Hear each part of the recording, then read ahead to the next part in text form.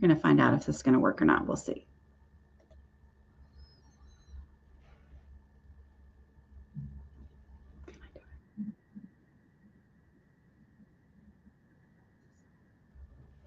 Okay. All right. This is going to work, but it is not going to work for Instagram, unfortunately. So I am back here. I was trying something new. I should never do that. Like I couldn't figure out how to do this. So here we go. I'm going to remove the Instagram one. Sorry. Maybe I'll do a separate one there. We'll find out. Are y'all there? Am I okay? All right. Y'all, I was all planning on being like, like starting this. Hey, I'm Dana K. White, blah, blah, blah, whatever. Anyway, I am Dana White, and surely the only people here now are the people who already know who I am. But anyway, I am the author of Decluttering at the Speed of Life. I talk about decluttering from the perspective of someone to whom this stuff does not come naturally. Welcome, and I'm here to answer your decluttering questions today. It is the day after Christmas here in the US. I know that there's like a different date things, right? So it might be two, right? I forget which one it is. But how many of y'all are feeling the decluttering energy? I have already been decluttering this morning. Actually, I am decluttering in the little section outside of my office. So my office is like inside of a barn, and the office is like half of it.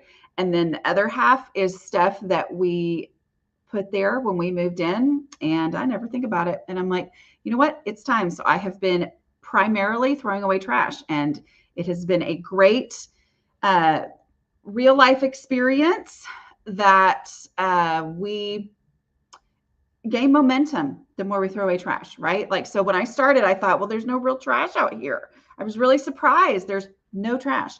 And then I said, no, there's some trash. This is a package of, some empty package. Throw that away.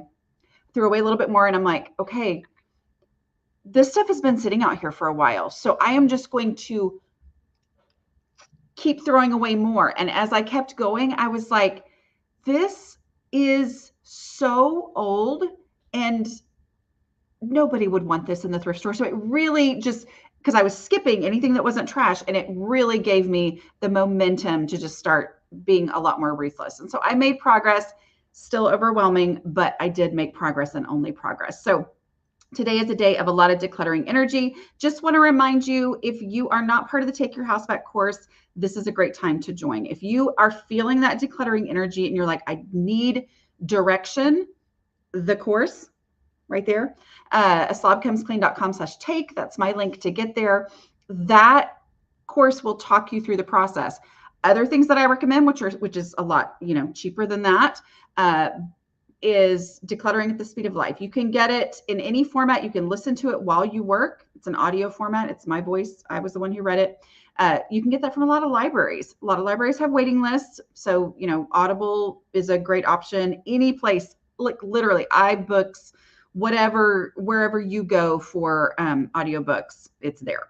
It's there. Just search Dana K. White and you'll be able to find it. Okay. All right. I'm going to be taking your questions. I feel terrible that I had a couple questions before. Somebody had asked about the all-day declutter, so ask me that again. Hopefully you're back here anyway. But here we go. I am going to take your questions. If I don't get to your question, go ahead and re-ask it, okay? And put some question marks at the beginning of it so that I'll, note that it's a question, because I love how you guys help each other out in the comments. So tackling your basement tomorrow and Thursday. You're so excited. Long time coming. This is the time. I'm just telling you, this is the time when people go bananas for decluttering, because, right? Like there's the everything was out of place yesterday. And also there was a lot going on. And now a lot of that is over for a lot of people. Many people don't go back to work immediately. Many do. But for those who don't, it kind of is this weird time where we don't know what day it is of the week. And so it feels like a great time to declutter. So this is a wonderful time to put your energy into that. Okay. Here we go. I feel bad that Instagram, because there were people joining on Instagram, and I felt really bad that I didn't get to do that. Okay, here we go. Let's see. I love this. I'm still challenged with donation places, but I already know what you'll say. I mean, and I think that was one of the things as I keep pointing to where I was working out there. I think that's one of the things that I was like,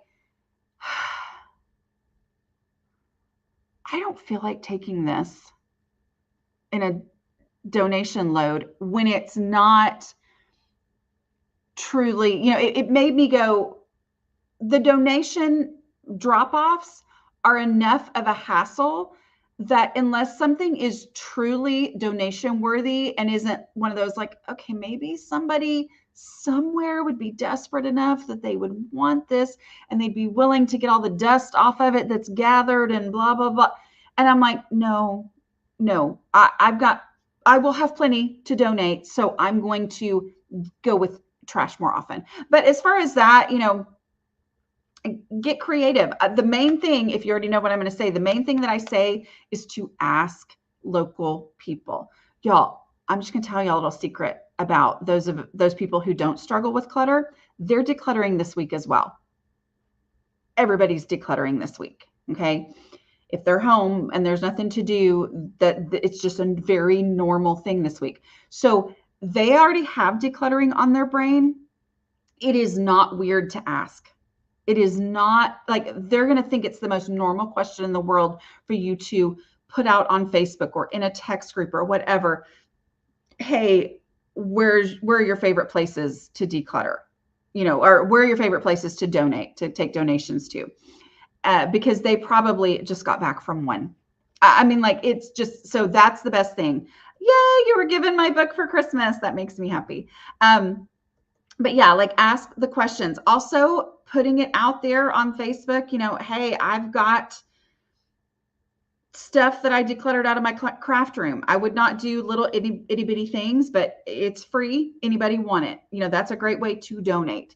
Just put out to your friends list if you don't want to, get into the whole like connecting with strangers and stuff. Okay.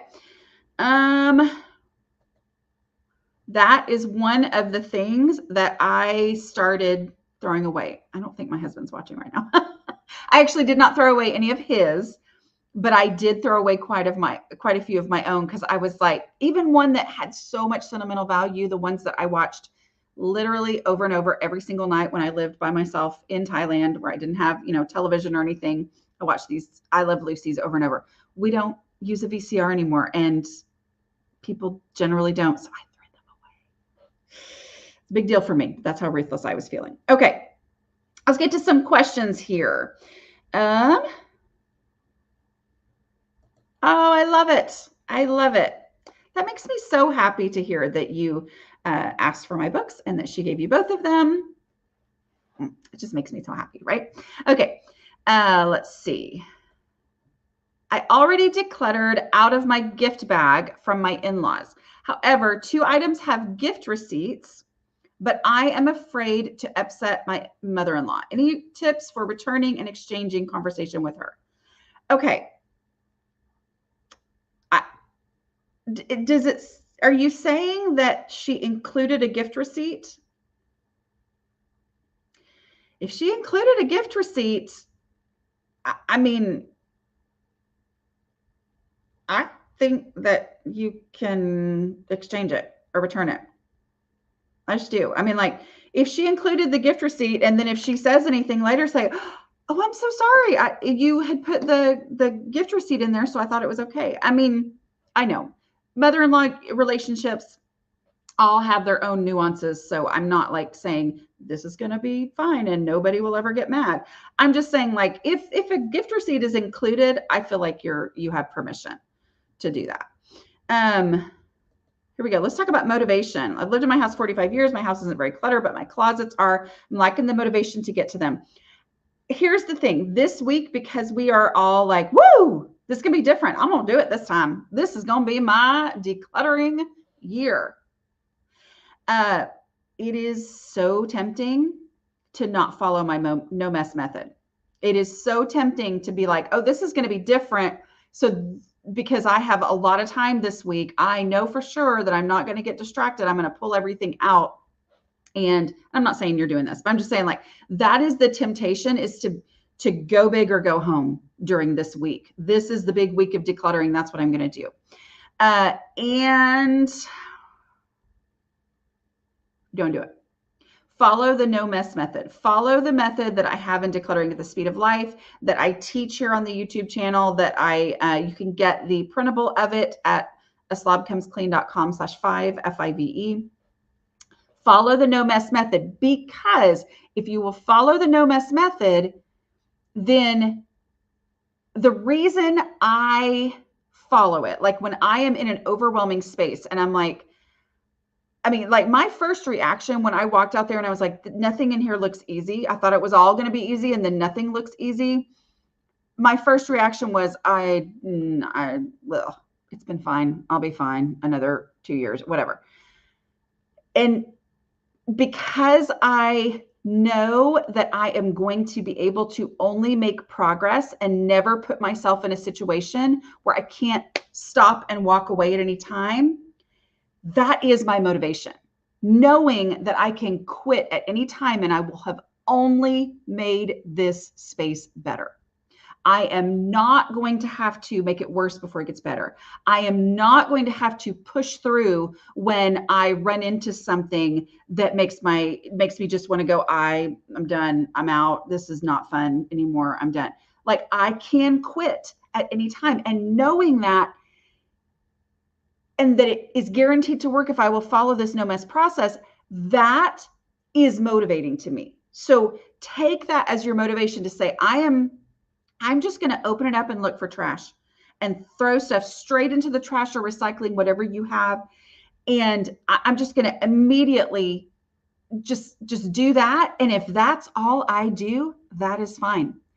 Maybe I just open it up and I look for trash, convinced that there isn't going to be any trash and I'm not going to find trash, but I still looked for trash. And that means I did something. So it's that no commitment, no stakes approach that allows me to be motivated, because it keeps me from being intimidated, or it keeps me from being like, okay, I know how this is going to go. Okay, I know that I'm going to end up in this thing and it's going to make it worse. I don't feel like pulling everything out, and that's exhausting and blah, blah. You don't have to do that. We'd never pull everything out of a space.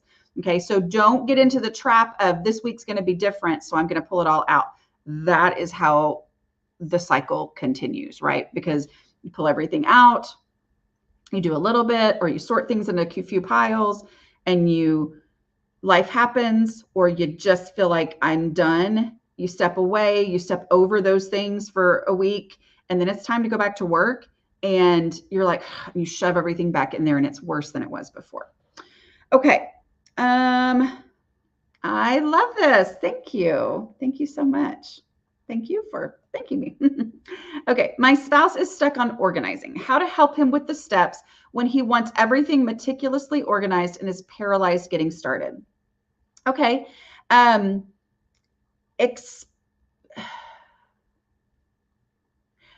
Okay. I'm this off the top of my head here. What I would say is, don't explain the difference between decluttering and organizing as the beginning of this. Okay. I know for you, it sounds like you understand the difference between decluttering and organizing and the power of just decluttering. And that has helped you a lot. But for him, he's not in the same frame of mind, right? Like, he hasn't been studying or watching somebody on YouTube or whatever. And I mean, like, that, I didn't know until I knew that decluttering and organizing were the same thing. And I didn't know all this. So instead of saying, no, let's declutter first, say, okay, let's get organized. Let's start with the trash. We're going to follow this lady's process, her 5-step process. I printed it out here because I got it at aslobcomesclean.com/5 when I signed up for a newsletter. I got this printable. Let's follow this, because we're going to get organized. But the first step is we got to get the trash out of there, because there's no point in organizing trash, right? So let's get the trash. Let's look for trash. Okay. Is there anything that's easy? She defines that as anything that has an established home somewhere else other than here. So we get that out of here. Okay.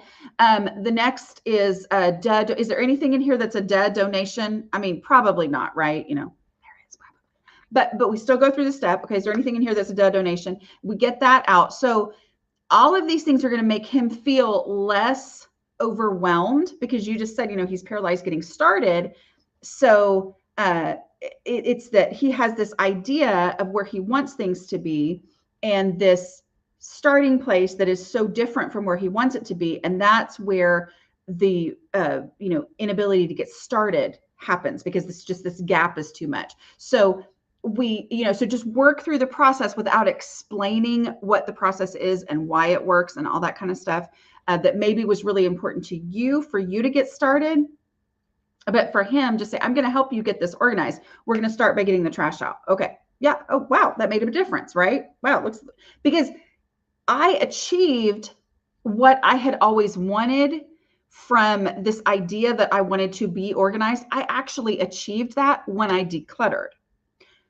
As long as I was just trying to get organized, I never made any progress, right? Because I was like him and I would get overwhelmed. But decluttering has to happen before organizing. But you don't even need to have that conversation or that argument. Just say, okay, let's get you organized. First step is trash. Second step is this, blah, blah, blah. And then we go, then we start going through individual items of, if you needed this item, where would you look for it first? Okay, we're going to put it in that space. We're going to take it there right now. We're going to put it right there. And, oh, well, there's no room for it. All of that is what is needed to be able to ever get organized, because it is not possible to organize a space that has more stuff in it than can fit and be functional and all that. So all of this leads to that. And what very well might happen, well, the beauty of it is he'll be able to stop at any time, like we were talking about a minute ago. But the other thing is that by the time you are embracing the realities of this space, it is going to be so much more organized, right? Like it's gonna be so much more organized. And it may be enough for him, but even if he does want to do a detailed, intricate organizing system, that will actually be possible for him because of the work that you've done here. Okay. But I think my point here is, don't try to preach it and explain it first. Just start with the process. It works very, very well with other people because he's the one deciding what's trash. If he can't identify trash, even though you're sitting there thinking, are you kidding me? There's trash. Skip it. Okay.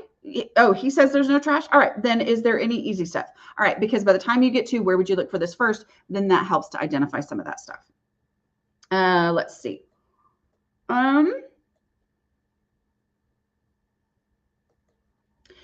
Then don't show the steps. Just say, okay, yeah, let's do it. Let's do this. Let's start with the trash. Okay. Is there any trash?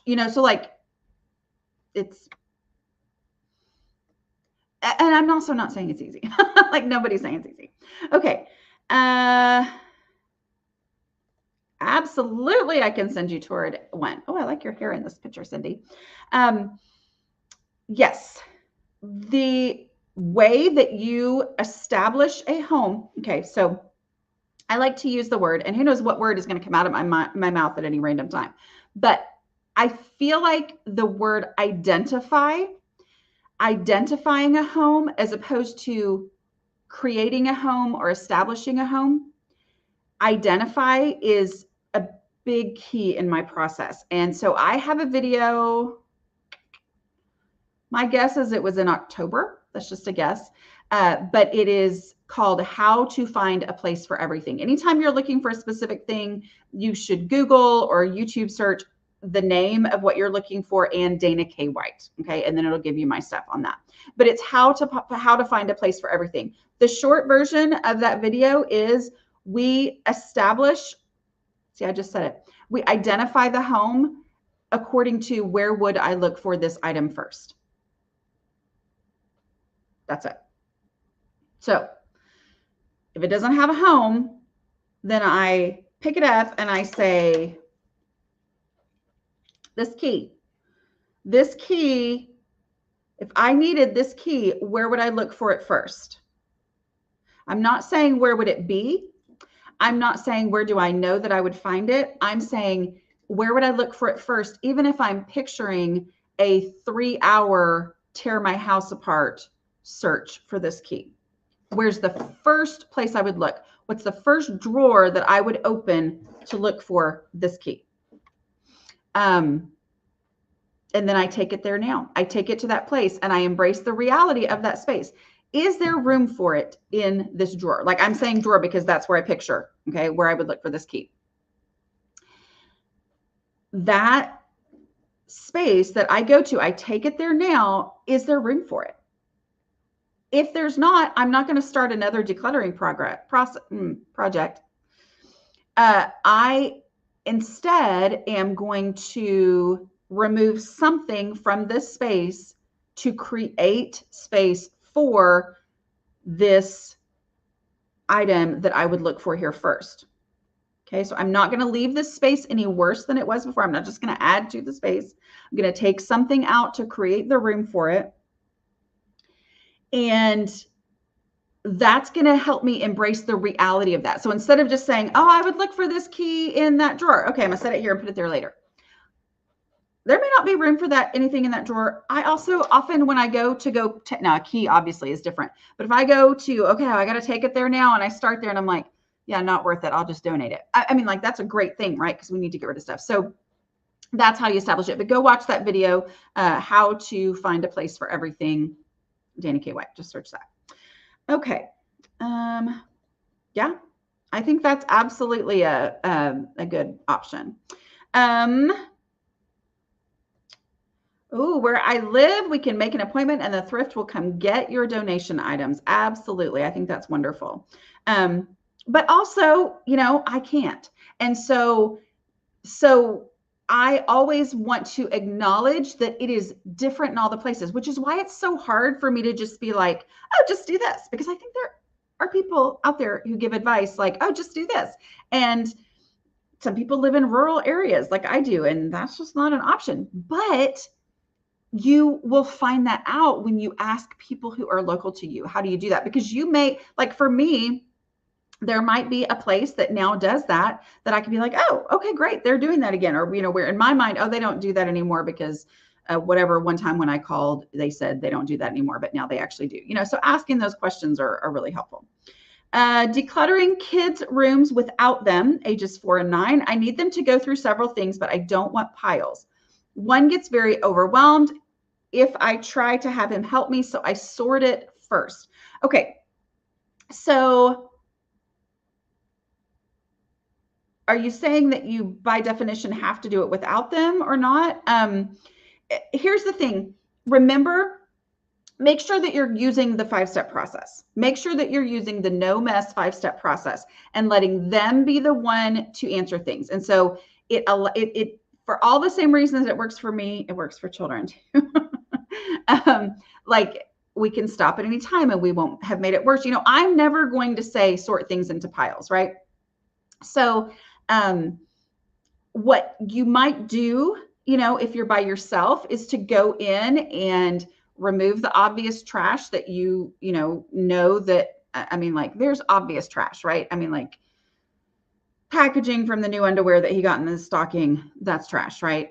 Okay. Now I know different people are going to say, no, my kid can't, whatever. But, you know, as a mom, what you can do, but like, get rid of the trash, get rid of the easy stuff, like anything that has established homes elsewhere in the house, get that out of there so that it's less of a mess when he does come in and you start going into the donations and then where would I look for this first, you know, from every layer that you remove from every step makes it less overwhelming. So if you're able to go in and do that for him ahead of time, great. Also, if you are trying it with him, follow those same steps and say, okay, is there any trash in here? And then let him actually answer the question instead. It's such a temptation as a mom to be like, hello, this is trash, right? Because I mean, that's just how we are as mom. I mean, you're probably not. I was, and still sometimes, but you know, it's very easy to go there as a mom and instead to say, okay, so you don't see any trash here. Okay, let's move to the next step. That builds that trust and helps them go, oh, like it's that thing in your stomach where you're like bracing for, I'm going to have to argue for these things. And so I'm going to go ahead and start out arguing about, you know, like about the different what's trash and what's not trash. It's like, oh, okay, great. Anything in here that's easy, because we get to the 2 decluttering questions that eventually work us through every single item, right? But if we can get stuff out ahead of time, great. Like that will help a lot. Okay. I don't know if that made sense or not. We'll see. I'm sure y'all will tell me.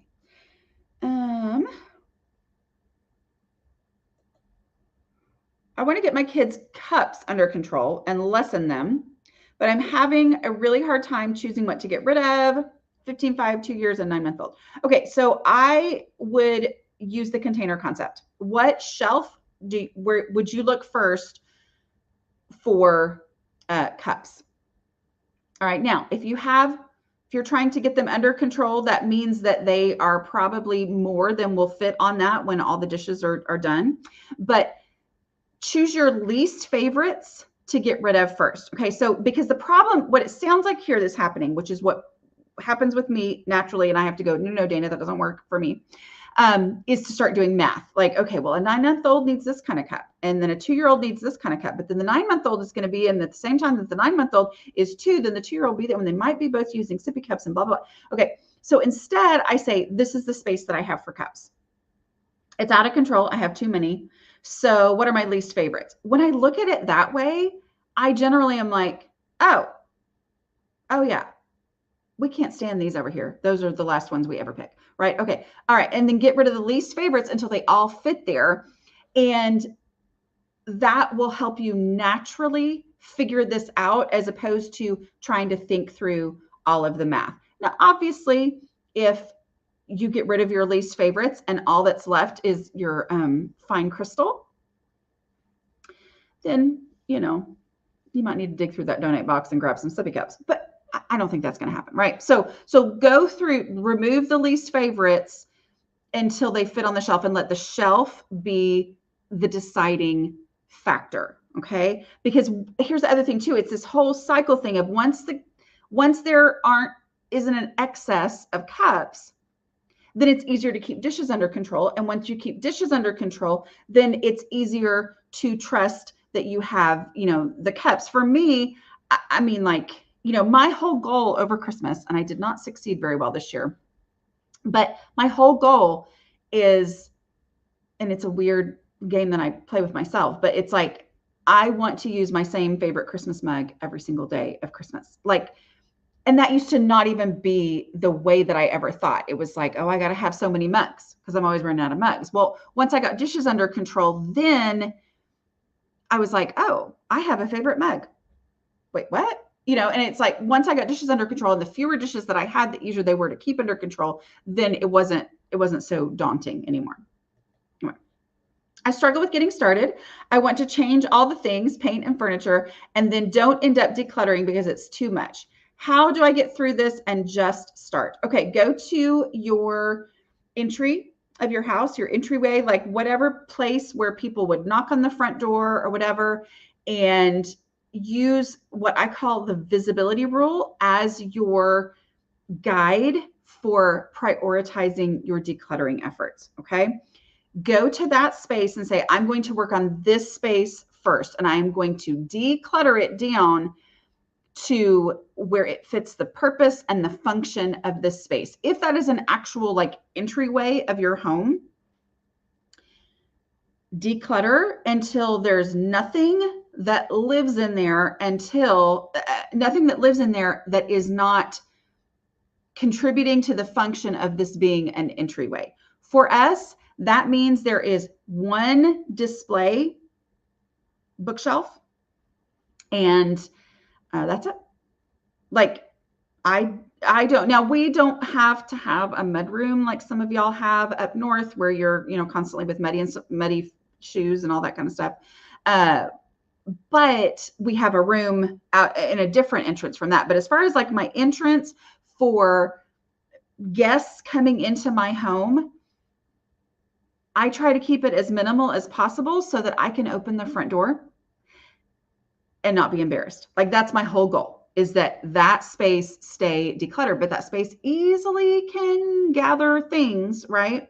So start with the visibility rule, because what will happen is when you work on a visible space first, you're going to be inspired again to declutter again sooner by your own progress that you've made, by seeing the impact of what you've done. The people who live in your house are going to see what you've done. You're going to see that, wow, it made my house look better before I ever even got to any kind of paint or furniture, just by decluttering. So that visible progress is so incredibly powerful. Okay. And so then when you're inspired to declutter again, go back to that first space. And even though maybe it's like, oh no, it's cluttered again, it's nowhere near as nowhere near as cluttered as it was before. Go back to that space, get rid of some stuff, get it back down to where it was. It's probably just going to be trash and easy stuff at that point that need to be moved out of that space. Get it back to where it was, and where it maybe took 3 hours the first time, now it took you 7 minutes, and then you can move to the next most visible space. And that's how we really start making that actual progress. And you're making it in spaces that make your home look better. I was surprised when I first got started. I was like, oh, I thought I needed to redecorate, but I really just needed to declutter so that I could see and experience the benefit and the function of the things I have already done for decorating in the past. Like, I think I just looked at my house and I was like, oh, I don't like how it looks. I need to redecorate. In reality, I just needed to declutter, and decluttering made me feel like I had redecorated. So yeah, because the reality too is if you try to do the furniture and paint and you haven't decluttered, it's just going to add to and make it even worse. I joined Take Your House Back when you first launched it. Thank you for teaching me to just do the dishes and for laundry day. Oh, thank you. Thank you very much, Michelle.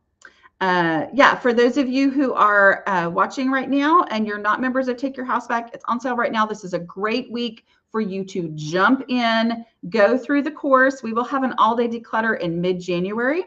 But there's a course, y'all. Sometimes I'm like, y'all know, sometimes people get into it and they just focus on the all-day declutters. I'm like, no, there's a course that actually teaches you how to take your house back, right? So this is a great week for you to go through the modules on the course, change your mindset, change your house, and you're gonna make huge progress when we get to the all-day declutter in January. So that's my link right there, aslobkimsclean.com/take. Okay. Let's see. Yes, Buy Nothing groups on Facebook are a great, there you go. That's actually what I was about to say. A great way to get rid of anything and everything for free. Just be careful about collecting more stuff from there. If you're going to join one of those and you really struggle, I would probably leave the group after this week, just so that it's not there for you to see things. And that's one of the reasons why I hesitate to push these kind of groups. They're very successful for some people, but for people who the best, like anything that's free is wonderful. That was me. Like, I thought if it was free, it could be broken. And I would be like, but it's free. And what if I fixed it one day? Wouldn't I be glad that I had gotten it? So I have to be really careful with those. And I know a lot of other people do too, but it might be a great way for somebody who doesn't have donation options where they are. I'm moving in the next few months and putting my house up for sale. Top tips. Absolutely. Okay. First thing to do is just declutter anyway. Declutter for the house that you are in, because I think a lot of times with the moving mentality, it's like, oh, this was me the first time I moved before I had, started my deslobification process at all. I just was packing things up for maybe in the next house, I'll know what to do with this. But you said I'm moving in the next few months. So what I would do is declutter visible spaces first, like we talked about the visibility rule just a few questions ago. Declutter visible spaces first and be ruthless about decluttering for the house that you are in right now, instead of thinking for the future one. Because if you don't need it in this house, you're not going to need it in the next one. And when you think along those lines, then it helps you, have the reality of the space that you're in and decluttering down to that to make it functional. And that's just going to make things better and easier, in the future. The other biggest tip that I have for moving, I have a video on it. We moved 2 years ago. I purchased a set of boxes that I think I got them might have been Home Depot or U-Haul, I can't remember, but it was a set of boxes for a 3 to 4 bedroom home. And it gave like a square footage. I purchased those boxes, which is kind of goes against my born frugality that I have and struggle with. It was hard for me to pay that money, but it was the best thing I did. I think it was $300 maybe. And they sent me these boxes so that I had a definite, clear, physical boundaries on how much stuff I should take. Not that I couldn't buy more boxes if I needed to. It's not like I couldn't, but just knowing that there was a limit to the boxes and that according to somebody who does math somewhere, this is a normal amount of boxes for the size of house that I'm moving into. That changes everything. Just knowing that there is a limit. It's kind of like with the cups. If you're going to, if your cups are all, you know, they've all been washed or something and you're going to put them in an empty cabinet, it is very rare that you fill the box up all the way and then have to decide what else is going to go into the box and what I'll get rid of. Just knowing that this box is a limit and I'm not going to be able to take everything means that every single item I pick up to go put in that box, my brain assesses whether or not it's worth it, whether it's box worthy, whether it's container worthy, whether it's move worthy, just because I know that there's a limit. When I don't see there being a limit to the space that I have to put things in, then I just keep putting things in because I'm like, oh, later, whatever. But as long as I know there's a limit, it's like, oh, I never liked that. Okay, that can actually just be donated. Okay, that thing's broken, blah, blah, blah. You know, and it just will significantly reduce the amount of items that you are taking to this new place. Yeah, other people saying from that first question, if somebody included a gift receipt, I don't think you need to ask them for that. Let's see. Somebody else was asking about packing and moving. Yeah. Declutter for the house that you have right now. Declutter hard. Like, because you're not going to want to move it. So if it doesn't have a real established actual place to be in this house, then it needs to go. You don't want to move it. I have lack of strength issues and lots of things to put away. I really want to dive in. It's like being super excited to do something. My body will collapse if I do. Got it. You need to follow the no mess method. Okay. Now, the key to the no mess method is removing one item at a time and making a final decision about that item and then acting on that final decision. A lot of times, and I don't know how familiar, wouldn't it be nice if I could talk today?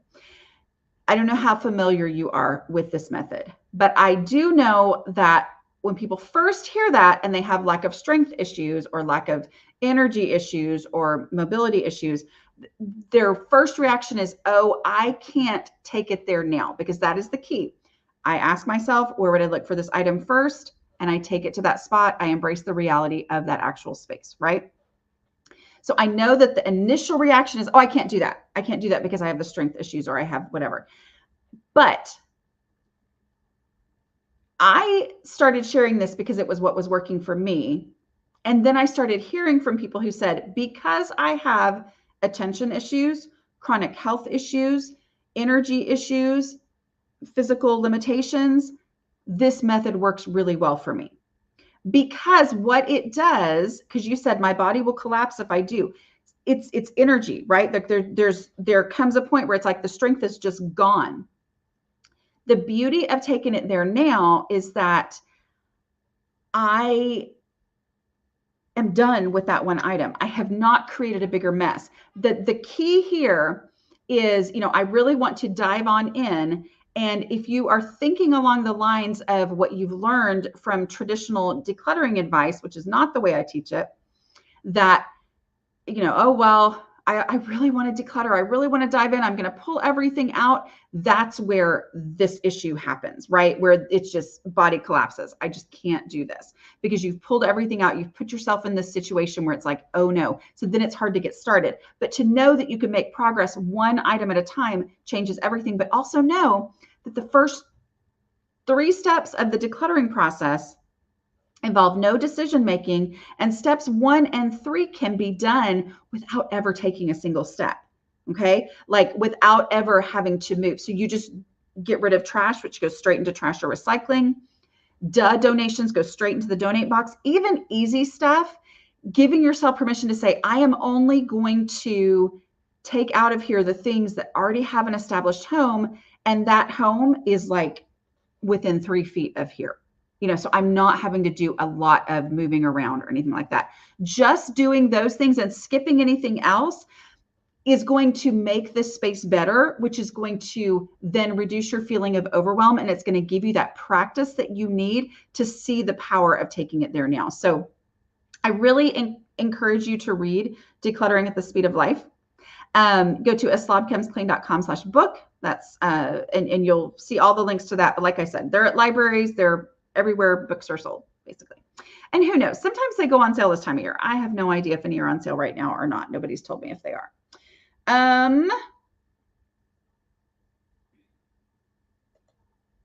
No, that is not bad. I mean, here's what I will say though. If you're going to pay somebody to take it away, I know that there are different junk services and you need to call them and you need to find out how they do it. So don't take my word for it. Dana said that y'all would whatever. But I know I did something for 1-800-GOT-JUNK years and years and years ago.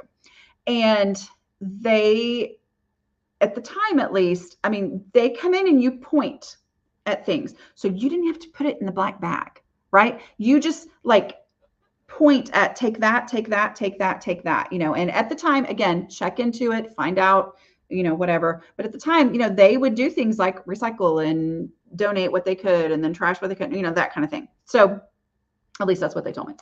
But no, there's nothing wrong with that. There is nothing wrong with that. And I think whatever you need to do is what you need to do to get the stuff out of your house. Okay. Yay. Yeah, that will take you far. Okay.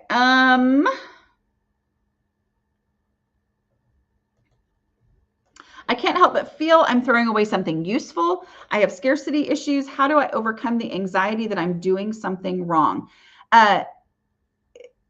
Go ahead and get rid of the things that don't send you down this path first. So start with the easy stuff. Start with the stuff that you're not making a decision about it being trash. You just know, oh, yeah, that's trash. Why is this here, right?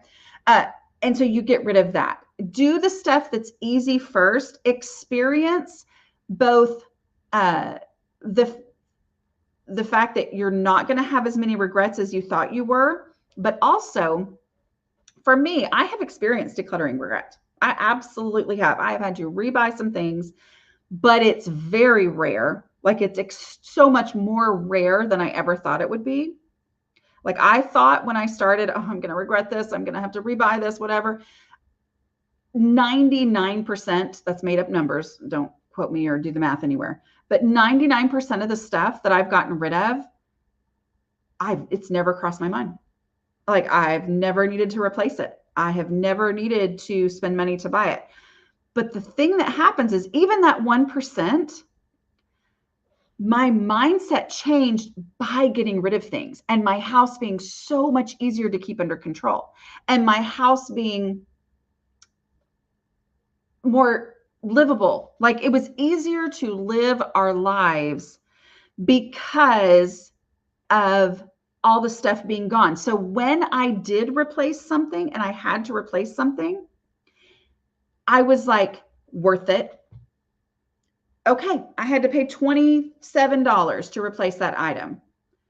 It is so worth it to me for my house to have been decluttered and usable and functional and easy for me. I'm happy to pay $27 for that mistake that I made, but it wasn't really a mistake because making that mistake is what allowed me to have my house be functional and livable and all that for the last, however many years. All right. But the way you get to that point is to say, okay, if I get to something that's like, oh no, skip it. Move to the next thing. What else is easy? I'm going to skip that. I'm going to leave that.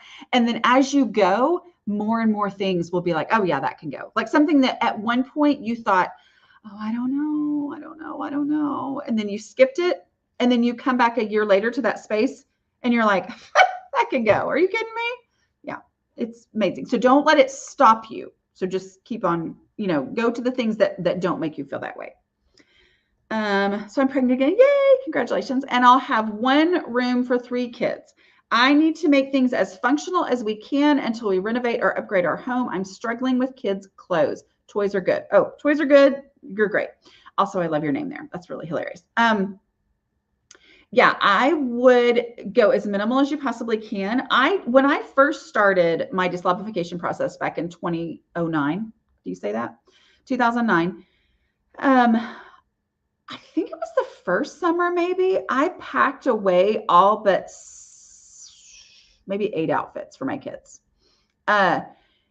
And just as an experiment, because I was like, I don't know how I'm going to do this. And so I packed it, and that was really, really transformative to me. So, another thing too would be like, okay, this is the space that and here's the real thing I'm going to say, which is, the room is the container. It needs 3 kids are going to be in it. So we've got the beds that they need. You said toys are under control. What space do I have for clothes? Am I going to do tubs under their bed? Am I, whatever it is that you have? Do we have a dresser and they each get 2 drawers, or do they each get 1 drawer and then there's a shared drawer for socks and underwear or whatever? I don't know. So as you do that, you let the space be the decider. And so this is the space that we have. And if we try to keep more than this, it's going to be out of control, because this is, a unique short term, but still it's a situation, and we're going to embrace it. We're going to embrace the reality of the actual right now life that we're living, and let each drawer be, okay, this is your space. So we're going to put our most important things in there first. They each got to have some shorts, and they each got to have some t-shirts, whatever. And that determines according to things, like people are like, oh, but it's hard. And it is hard. But when you really embrace the reality of the space, it makes it easier. Okay. Yay. Thanks for turning today about your decluttering book while on sale on Amazon, but also listened on Libby, Trivia Life Change. I can't talk today, but y'all can read, right? Okay. Just threw away a very pretty perfume box as soon as I unboxed that perfume, instead of cluttering my dresser for months and waffling about what to do with it because it's pretty. I think most people watching right now can completely understand what you're saying. Right? Okay. Yeah, that right there, slobcomesclean.com/take. Check out the Take Your House Back course. It is on sale. This is a fantastic week for you to jump in on that. Okay, my youngest, 26, lives with me. We get along great. My issue is, as I clear space and leave it empty while I figure out what to put there for weeks sometimes, they put stuff there. Okay, so that's one of those reasons why I like starting in the most visible spaces and declutter it for its purpose. Declutter the entryway for the purpose, so that we can all kind of have some time to get used to this space, and doing 5-minute pickups, so that the things that just kind of drift there don't end up living there forever, right? But like I said, my entryway, mine at least, I know everybody's is different, but my entryway doesn't have a purpose other than just being where people enter in. So there's one decorative area, and that is it, right? And so give that thing a purpose. Sometimes that involves, okay, this is my little table that I have on my entryway. I am going to clear it off and put a plant in the middle of it or something, so that this is the purpose of this, is just to serve that. Okay, and then we do to serve that purpose. And then we do the 5-minute pickups so that you can, and you said you get along great. So that's a great opportunity to be like, hey, let's do 5-minute pickups. And that means for 5 minutes, we pick things up and put them away. And that's how we're going to try to maintain the progress that I'm making. It also kind of opens up that conversation about what you're trying to do here.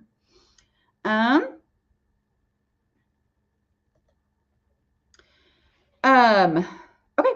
So I think this is a common struggle that a lot of people have. Again, this is a great opportunity to say, hey, can we do 5-minute pickups together? So I'm not asking you to be perfect, but I am, is there a way that we can do 5-minute pickups together? And that is an opportunity for sometimes you to pick things up and put them in the place where you want it to be, but also for him to start learning, kind of how things operate and where they go. And you to explain, I put it in the place where I look for it first. And also just an opportunity to put things back, because it can be like, why don't they just put things back? This is something I hear all the time. I just can't understand why people don't put things back. And I'm like, okay, but where's that getting anybody to just not understand? So instead, let's do a 5-minute pickup, because what does that do? It puts things back where they're supposed to go. Like, it's focused, concentrated time where we do this. So much better than just, yeah. Okay. Let's see. How would you let family know to not give things I don't want or need for Christmas? Thanks. I don't know that there's a way to just say to do this in general, because this is a relationship thing, right? And relationships are literally always more important than stuff. Always guaranteed, right?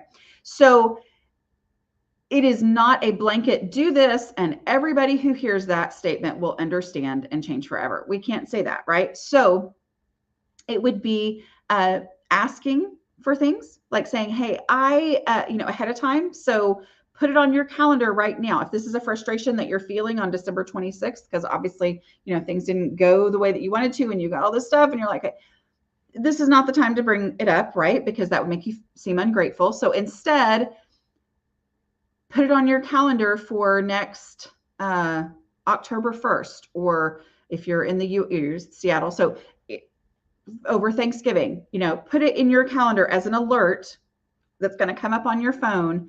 Talk to family about what I would like for Christmas. So maybe you bring up the idea of experiences. Can we, limit things down? Can we draw names or whatever?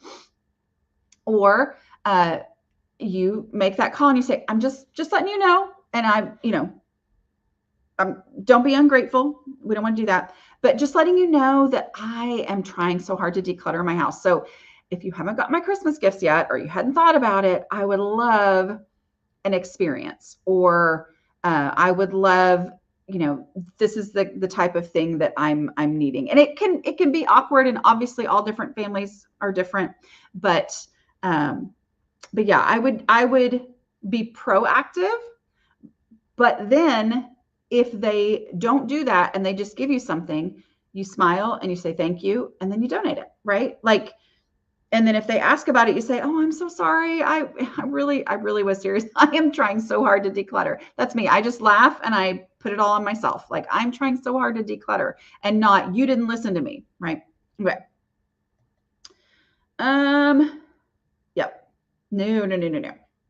I mean, I know we're like, right. Like, he can get stuck on that, and that's very normal to do. But yeah, it's that, this is part of getting organized. This is part of getting organized, is going first through this process of, getting the stuff out that we won't even need to organize. Okay. How do you know how many minutes to do your daily cleanup? I don't do it by minutes, because I am not good at estimating time. I have what I call time passage awareness disorder. So I am not good at that. So instead, I have certain things that need to be done. And those are the top two that change everything and keep everything under control once things are changed, but they're worth doing today, no matter what state your home is to do the dishes and do a 5-minute pickup. Thing about doing the dishes is that if you are behind on dishes, do not do them, catch up, but don't pay attention to how long it took until tomorrow when you do them again, when you're not behind. That's what the amount of time that you need to pay attention to. And then do it again the next day and pay attention to how long it took there, because that's going to give you an idea of how long it took. Like, I told somebody, or told people, I can remember back before I started all this deslobification process and writing about it and all that, I can remember telling people, oh, it takes me blah, blah, blah to do the dishes. And I'm sure they were thinking, oh my goodness, you must like cook using every single item in your kitchen. every single day. And no, it's just I was always behind on dishes, right? And so I did not have a concept of how long doing 1 day's worth of dishes would take for me and my house, because I never did 1 day's worth. So focus in, instead of on how many minutes should I be working, focus in on the tasks that are most important. Do the dishes today. Even if that's what you do for the whole day is catch up, great. Which I'm not saying that for you, but I'm just saying, like, there are a lot of people in that situation. And then do them again tomorrow. And you will be shocked at, if you're behind on dishes, you'll be shocked at how much quicker it goes tomorrow. Do them again the next day, partly to prove how much quicker it goes, but also to realize, oh, wow, I'm caught up again. Wait, what? Like, this is 1 day's worth of dishes. And that will then give you the idea of how long it's going to take, but also make it more about that. I just got to do the dishes. I got to do the dishes. And then the 5-minute pickup is the one that you don't have to first catch up on the first day. Doing the dishes, you have to catch up and then keep doing them every day. Doing a 5-minute pickup, I always say, just do 5 minutes. Just do 5 minutes. Because for me, it was self-defeating before I ever got started to think I had to get my house perfect and then start doing daily pickups. Instead, because that never happened. For me, I just said, I'm just going to do a 5-minute pickup today. And I was like, wow, that actually made an impact. House was nowhere near perfect at all, but it made an impact. It made it a little bit better. Do another one the next day, do another one the next day. And then I started to make real, actual progress to the point where now, also through decluttering, not just through the 5-minute pickups, but through decluttering, now a 5-minute pickup gets my house under control. Okay. Which is the goal. That's the goal. Let's see. Please help. My husband is so over my mess. I am overwhelmed. Where can I start so he can see that I'm actually trying and care about his feelings? I need to do this to make our marriage better. Absolutely. That is another reason why I am so passionate about the visibility rule. Okay. It is a natural tendency when you feel this feeling of overwhelm and you feel this feeling of, I got to do this. I got to make a change. Today's the day to declutter. I've got some time. I need to be doing this. And it is normal to, like, even normal people do this, like, go to the linen closet and focus on that. Go to the master bedroom closet or main bedroom closet and focus on that. Like, all those things that you do. And yet you spend all this time working and he doesn't see the difference, right? Like, so start in that visible space. Yes, for him to see the difference, but also for you to see the difference, for you to see, oh, wow, that made an impact, and follow the no mess process so that you don't go back into the cycle that so many of us who've struggled with clutter in the past go into, that cycle of, okay, today's the day, it's all going to be different. I pull everything out and it feels like this will show that I'm really serious this time. I pulled everything out, but then it ends in that same story of, I got distracted, I got overwhelmed, life happened, I had to step away, and it was worse than it was before, which is partly possibly, I'm not saying for you necessarily, but a lot of people end up in a situation where the spouse goes, oh my goodness, here we go again, right? And so follow the no mess method so that you make actual real progress without any of that, oh no, oh, is it going to be different this time? It will be different this time if you follow the no mess method. Okay. When I talk about that, I'm talking about the one that's in my book, Decluttering at the Speed of Life. It's also, you can get a printable at aslobcomesclean.com/5, F-I-V-E. So that will be there. It's also in a lot of my videos here as well. So that's my main thing, is really, really focusing on that visibility rule and using the no mess decluttering process.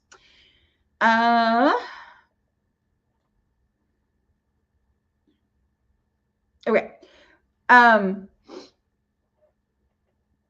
am going to say, be careful about the unacceptable to me, right? Okay. Because, right. I mean, like, yeah, just be careful about that. But I will say it's very normal to be like, well, I look for this in the dining room because that's where it generally is. That's where I leave it. Okay. So on those, I take that off the table and I go, okay, but if the dining room is functioning the way the dining room needs to function, then where would I look for it first? Like, so a lot of times people say, but I look for everything on my coffee table. And I'm like, yeah, but if you're trying to declutter the coffee table, then the goal and the function of that coffee table is to not be a pile of stuff, right? So I say, if this coffee table was clear, if our dining room was cleaned out, then where would you look for it first? Okay, so that's the way.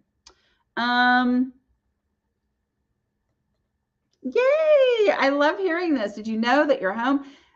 This is kind of saying, did you know my home can always welcome visitors thanks to precisely following your methods? That makes me so happy to hear. Thank you for helping me change my brain. I can no longer stuff a book in the bookcase or just dump miscellaneous items in a box. My guest room is the best it's looked in years. Oh, I love it. I love it. Okay. Couple more, and then I'm going to end because, we're at an hour. Okay, I will say on this one, the best thing for you to do is to keep on decluttering your stuff and neutral stuff in visible spaces. And eventually he will possibly get on board. I cannot guarantee it, but even if he doesn't, your house will be better off. Okay. So I know that's not what anybody ever wants to hear. And yet that is always my answer to that. And that's a short answer to what I know is a big thing. Okay. I forgot to get my wedding dress cleaned 7 years ago, and I'm not sure if I could still clean it or if I should save it anymore. I am not, so I don't teach like how to clean, you know what I mean? Like I don't teach methods on that. So I really don't know, but I will say that what I would do in that, my take it there now would be to call the dry cleaners right now. Like right now, and explain to them, you know, it's got this stain on it and it's been 7 years and blah, blah, blah. Is there any point in me doing this? Because I don't like making phone calls. None of us like making phone calls, right? And yet it's one of those things that you can do now and have the answer that you need, right? Or you know what you could do? You could Google it. I just thought of that. I was like, oh yeah, you could do that. Because there's probably somebody who's written about that, right? If I should save it anymore, I don't answer that for other people because everybody's answer is going to be different. But what I will say, the way that I answer those questions for myself is to ask myself, where would I look for it first? So with literally everything, that is my process that I go through. If I needed my wedding dress, where would I look for it first? Okay. Sometimes that's going to make you immediately say, I'd never look for it, and you can get rid of it. Right. But if you have an answer, okay, where would I look for my wedding dress first? I would look for it in the guest room closet.